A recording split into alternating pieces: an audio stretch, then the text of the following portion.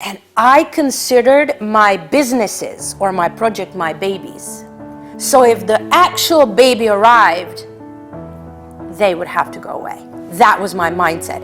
I would not give myself the option and. It was like or. I wanted a baby, but I couldn't conceive a baby if I was in the loop that I was in. Question number one. Why? What would happen if that child came to your life? And I just remember that I was crying. All the tears were going into my ears because I was lying down and I was sobbing. And then there was a woman who would say in front of everybody, I don't know how many 100 people were there, and she would go, "You can control your own thoughts." And I was like, what the hell are you talking about?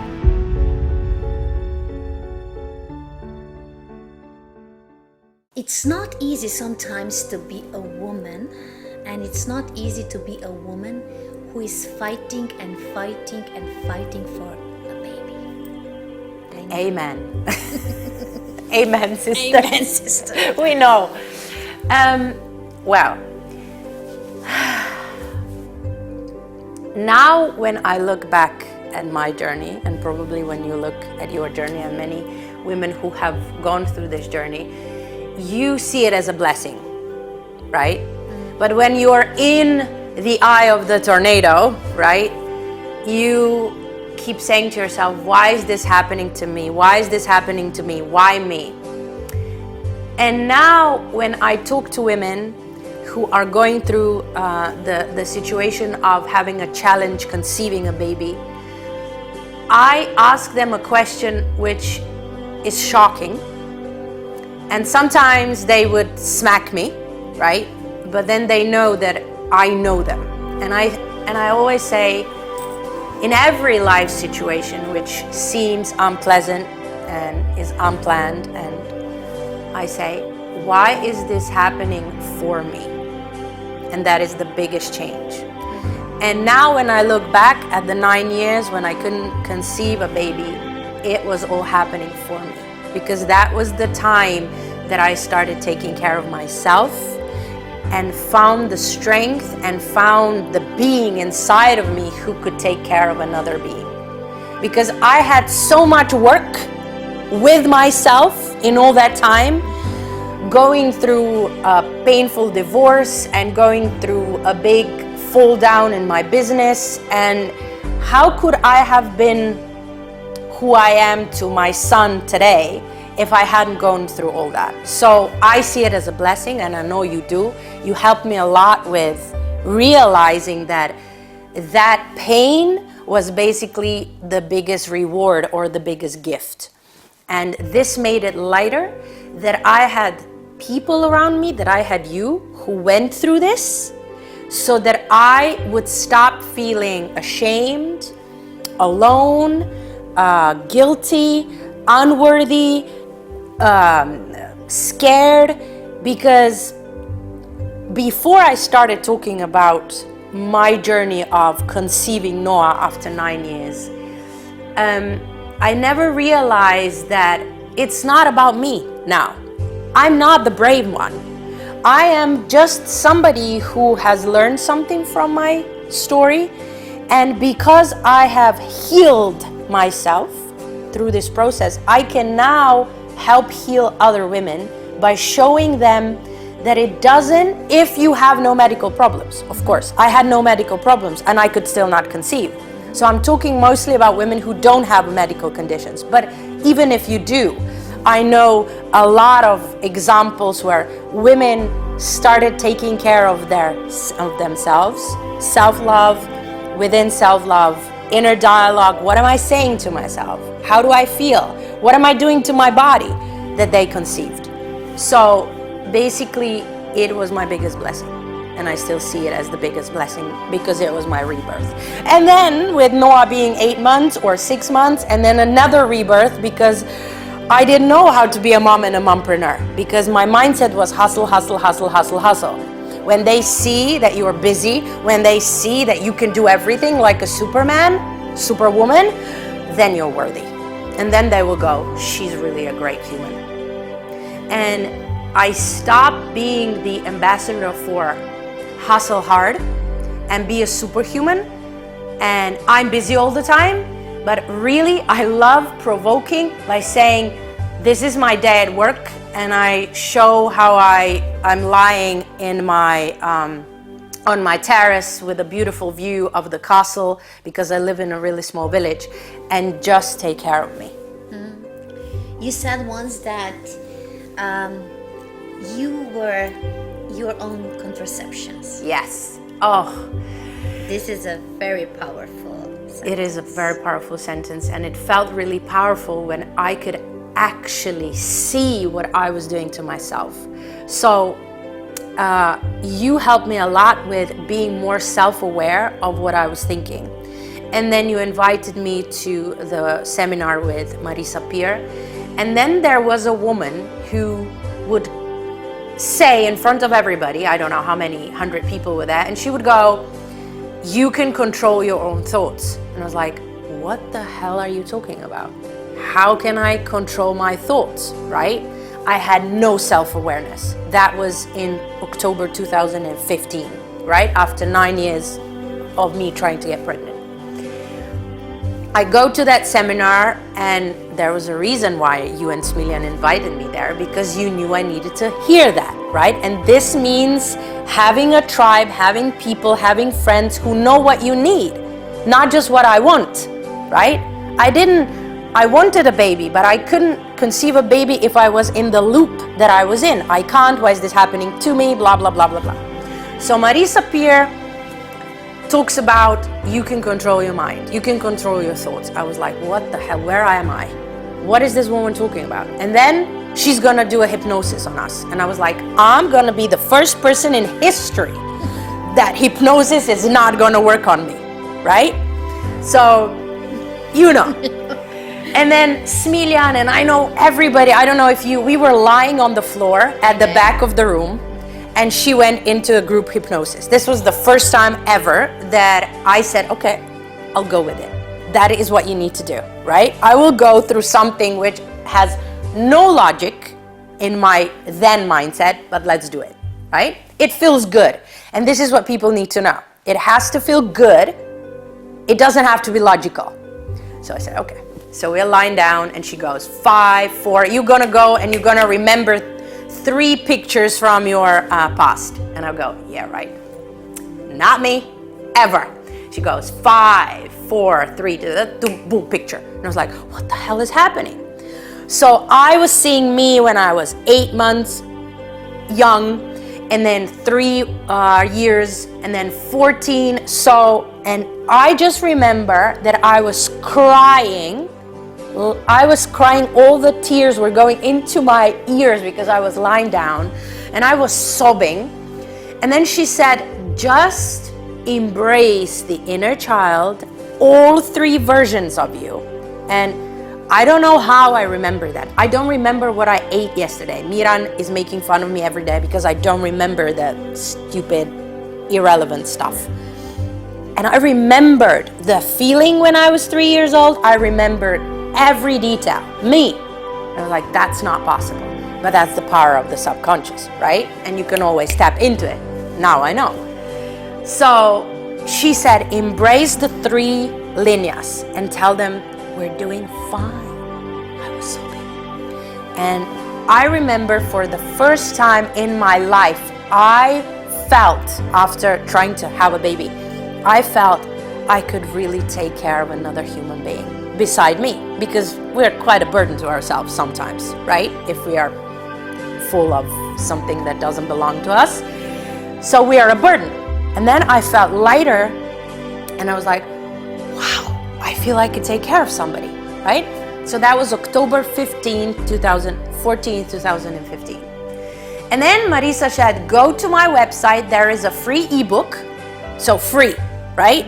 So if some of people think, oh, free resources on Facebook, on any media don't work, trust me, listen to they do. Listen to the story. Well, it depends on the human giving it away, right? So she was giving it away with a sense of serving, because she knows what that would mean to so many women. So I go home, I go into my little nook, which is my little wooden office, and I print it out, and there were 7 questions. And I was like, are you kidding me? You want me to answer those questions? No way. Because that meant self-discovery, open myself, like take a knife and open everything, and God knows what will jump out. And be honest, right? Like really honest. And I remember printing it out and making it into a little notebook. I printed everything out and I made a little notebook, and I wrote the name of the child, because I don't know why, I always thought I would have a girl, right? So I put the name of the child on there. And Miran and I wanted to call our daughter Besa, right? Because when you give a Besa to someone, then you take care of that person forever and ever, right?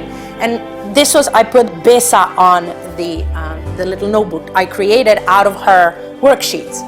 And I started digging in. Question number 1. What would happen if that child came to your life? Oh, that would be the most beautiful thing. And then you would go, just be honest. Just be honest. And then I really started digging deep, and I realized that I was working so hard. I had so many projects. I was all over the place because I have so many interests, and I would be here and I would do that, and I would do radio and I would do marketing, and I will learn and I would do everything on my own, right? And I considered my businesses or my project my babies. So if the actual baby arrived, they would have to go away. That was my mindset. I would not give myself the option and. It was like or. And now I know it's not or, it's always and, if I choose so, right? And then I realized, I was self-sabotaging. My mind, my body were working like a clock team. And it was like, yeah, of course you're not going to have a baby, because you think that you are going to completely kill your life, kill everything you worked so hard for, everything people go, oh, you're amazing, right? If I had a baby. I was crying, sobbing. Miran came into my office. There was a couch there. I was crying in his lap.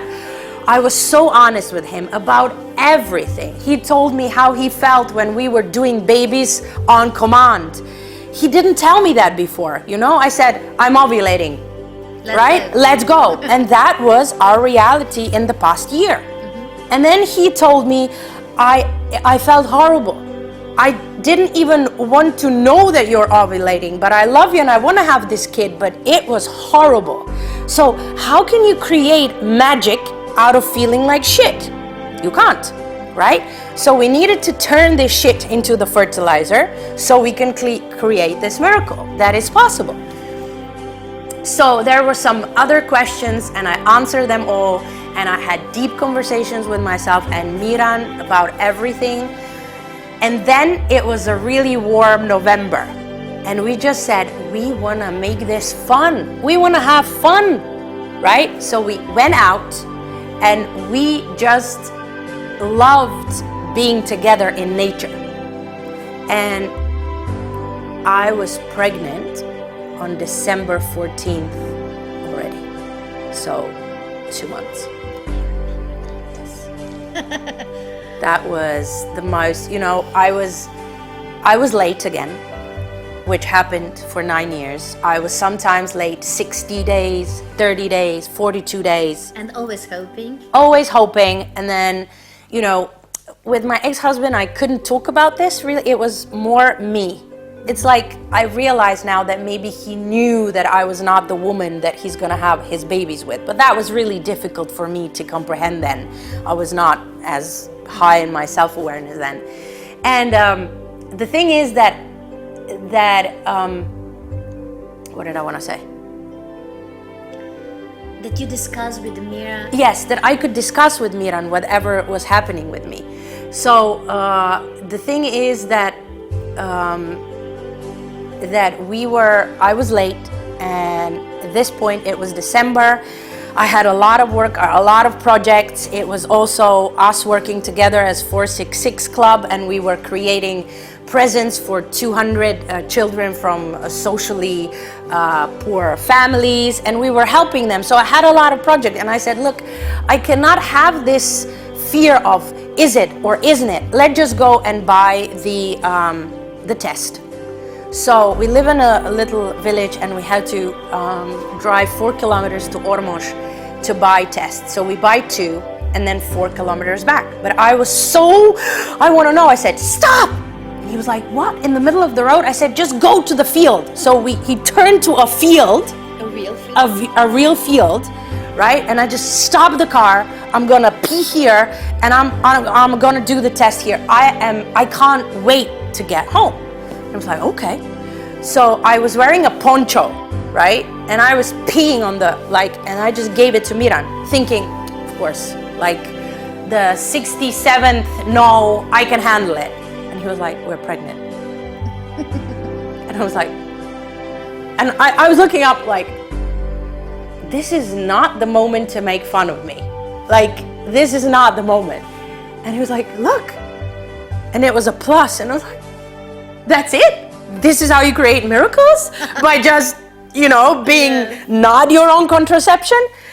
And yeah, and then I went home, and that was a day, no, when was that? Oh, no, we had this event for the children. And after the event, where we 6 women with a lot of women thinking the same way, helped, I think, 250 kids, which was a big emotional moment for all of us. And I remember we went to the dinner, and you asked the question, what was the most inspiring or touching moment of today? What do you feel inside? And then everybody would stand up and say what they feel, because we were really honest and open in that group. And I remember I said, I was supposed to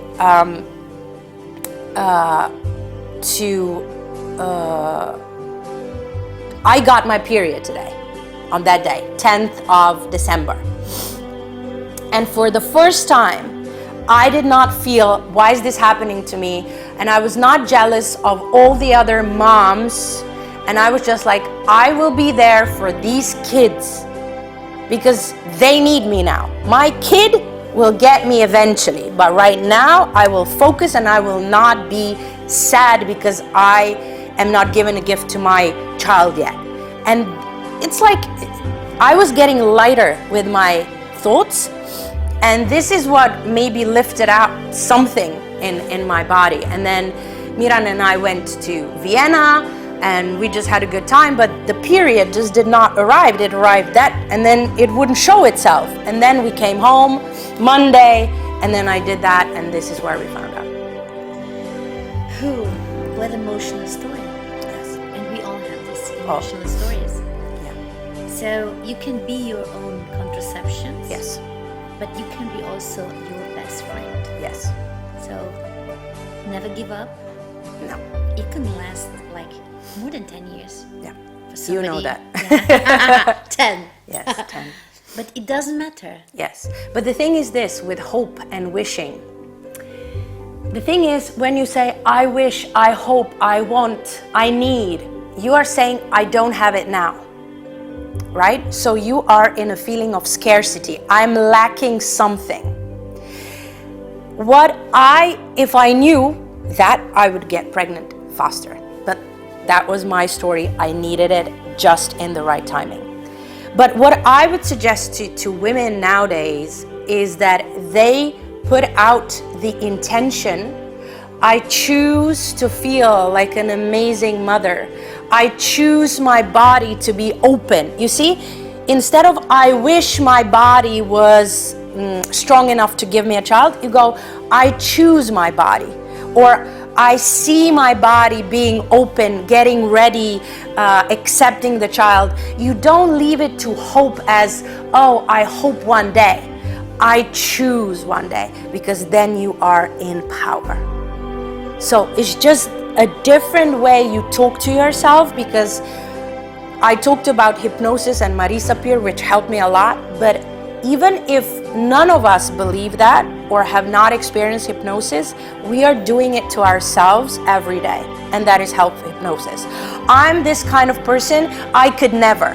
It's just the way I am. Maybe this will never happen to me. So we self-hypnotize into believing that what we say is a fact, but it's not, right? Because you and me are proof that it's not a fact that I can't have babies. So don't say I can't have babies. Or when I have a client right now who the doctors say it will be like really difficult for you to get pregnant naturally. Don't repeat that sentence. It will be really difficult for me to get pregnant. Don't say that. I choose to believe that my body is ready, is willing to give a place of warmth to the child, right? It's just speak to yourself kindly. And this is what I didn't do. But now you do. Oh, and yes. you learned the lesson. Oh, yes. And now you write stories and letters to Noah. Yes. Well, thank you for reminding me to do it more often. But it just, you know, when I would go and sometimes travel without Noah, when we were in Dubai or when we went to Paris, or when I go somewhere or Miran and I go sometimes, but mostly, thankfully, we're together all the time. But when I do, I love it because that is my time, right? And I love traveling. I just started writing letters online on my Facebook to Noah. What is happening? The first time we went and we left Noah at home, we went to my friend's Irena's wedding, and I just started writing that I should have felt guilty because he's not here, but I don't. And I just wanted to do this, and I will make a book for him one day so that he sees that I'm going through a transformation also, and that it's not all about him. That if I am not strong, if Miran and I are not strong, and if we don't take time for ourselves, even if it means that Noah will be sad for 1 hour and then he will forget about me, that is needed, and that he will see that mommy was self-developing and was giving birth to a new me all the time, because that is what will be waiting for him. So that is really important for me to basically describe my own feelings so that he will know that the standard is feelings are okay, change is okay, love, self-love is a must, right? So I love that. This is also something with self-love, because he will also learn if mommy is okay, then he is okay. That's exactly it. And he will learn from experience. Yes, that's it. His own experience. Yes, that's it. So everything is okay. Yes. And everything will be okay. If we choose. If we choose. If we choose so. I choose that whatever happens, I'll be okay. And just be kinder to yourself. Mm-hmm. Be aware of your own thoughts. Yes, because in your body, the baby will grow, right? Yes. Has to go in a loving body. Exactly. A growing body. Thank you so much. Thank you very much.